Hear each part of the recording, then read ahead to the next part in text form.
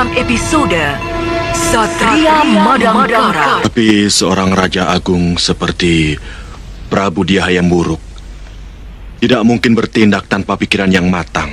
Setelah Sang Prabu Brahma Kumbara memberikan penjelasan kepada adiknya Dewi Mantili, utusan dari Majapahit pun datang menghadap menghaturkan surat. Hamba Hulubalang Ludaka mengaturkan surat dari Baginda Prabu Wikramawardhana yang agung. Selain ke Madangkara, kemana lagi kamu akan pergi? Menghubungi semua kerajaan sahabat Majapahit. Hamba akan ke Pajajaran, Sumedang Larang, Tanjung Singguru, dan Ajong Kidul. Ke negeri-negeri itu, utusan Pamotan pun akan datang. Kamu boleh meneruskan perjalanan. Aku akan mengirim utusan khusus ke Majapahit. Setelah para utusan itu pergi, Raja Agung Brahma Kumbara mengutus Tumenggung Adiguna menyampaikan surat balasan untuk Bre Wirabumi dan Baginda Wikramawardhana. Percayalah, Lasmini. Kalau tidak ada tugas, aku pasti nginap di sini. Kakang Tumenggung takut ketahuan istri. Keadaan semakin gawat. Semua prajurit disiagakan di setiap perbatasan Pamotan dan Majapahit. Saya takut Kakang Bayan punya perempuan lain.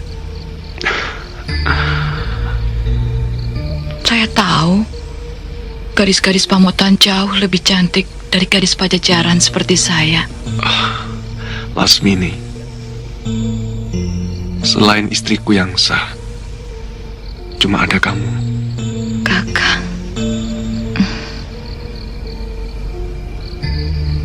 Besok Kakang kemari lagi. menginap. Pasti.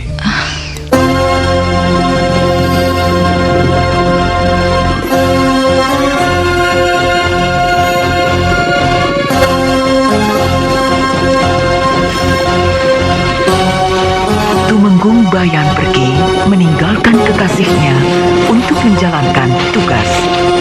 Dan Lasmini pun tersenyum bangga. Malam pun berganti siang.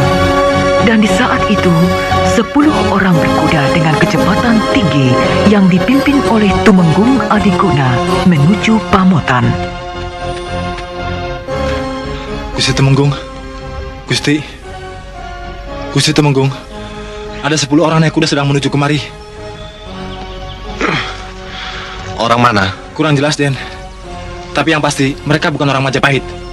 Rombongan Tumenggung Adiguna memasuki daerah perbatasan dengan tubuh yang berkeringat dan berdebu.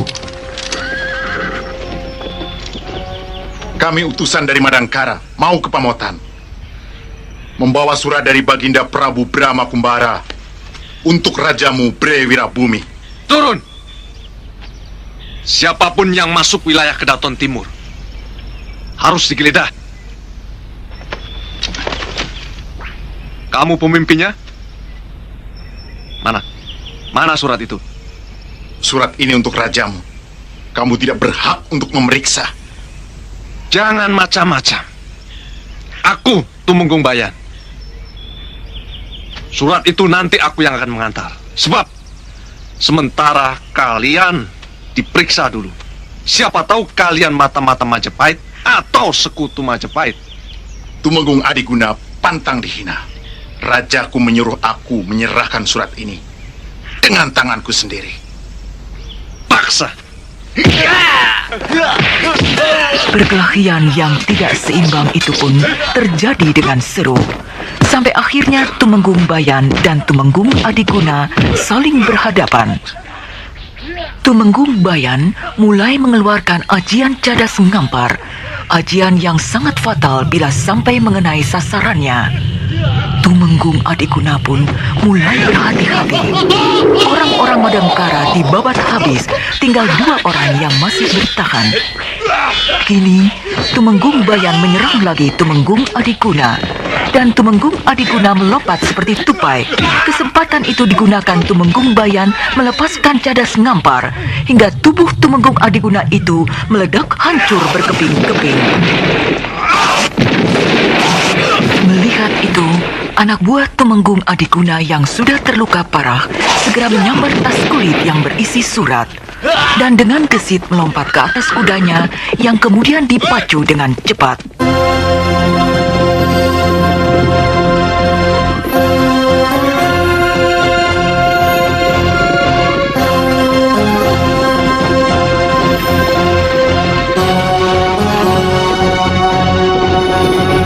Kini di Kabupaten Pamotan, duduklah ibu angkat Bre Wirabumi yang bernama Rajasa Duhi Tunggadewi, ditemani Bre Wirabumi dan didampingi oleh istrinya.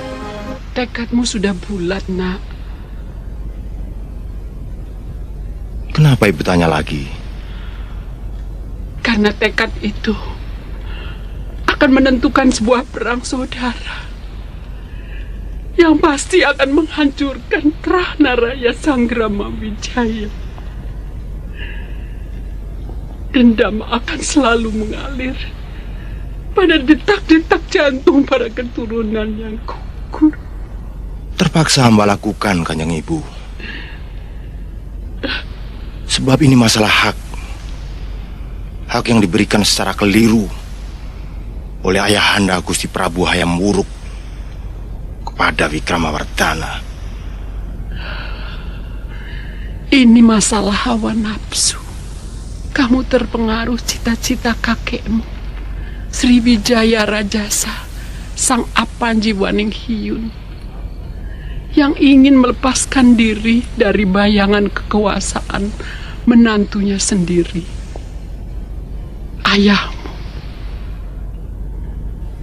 Itu sebabnya Sang Apanji mengangkat kamu menjadi anakku untuk meneruskan keinginannya melepaskan diri dari Mojopahit. Kemarin aku mimpi buruk sekali. Tentang apa? Singgasana Pamotan berlumur darah. Ibu, mimpi itu bukan untuk saya.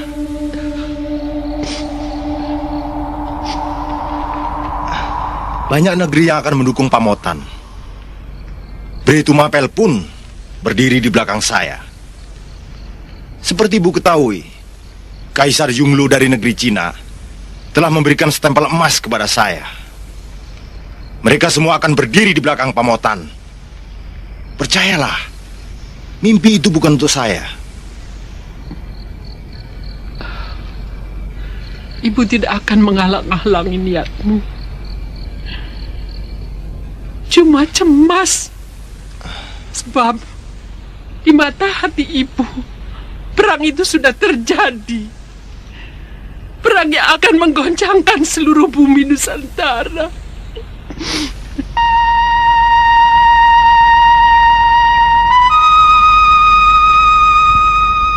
Brahma Kumbara, Mantili dan Gotawa sedang duduk berangin-angin di padepokan Jamparing.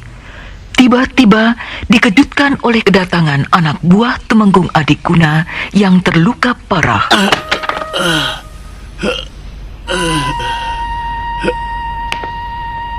Siapa yang melakukan? Tumenggung Bayan, orang Pamotan.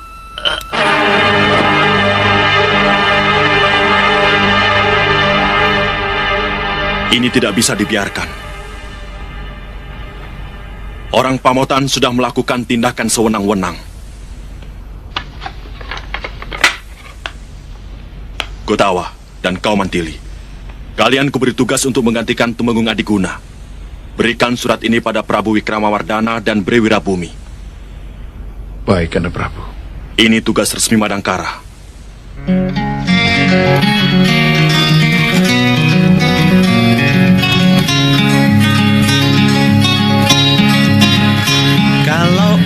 ada demam dan sakit kepala, hidung tersumbat, prokol obatnya.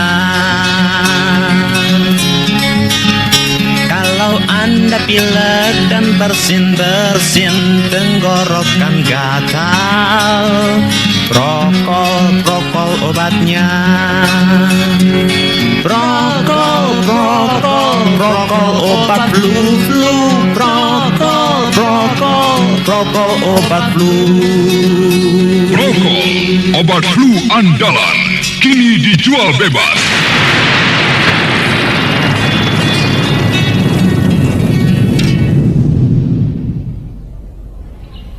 Kita akan lebih leluasa dengan pakaian seperti ini. Tapi jangan menyesal kalau tidak ada seorang pun yang akan menghormati kita. Orang-orang itu sebenarnya cuma hormat pada pakaian kita, bukan kita. Mereka takut pada pangkat kita, bukan pada mantili atau gutawa. Masih jauh Majapahit dari sini?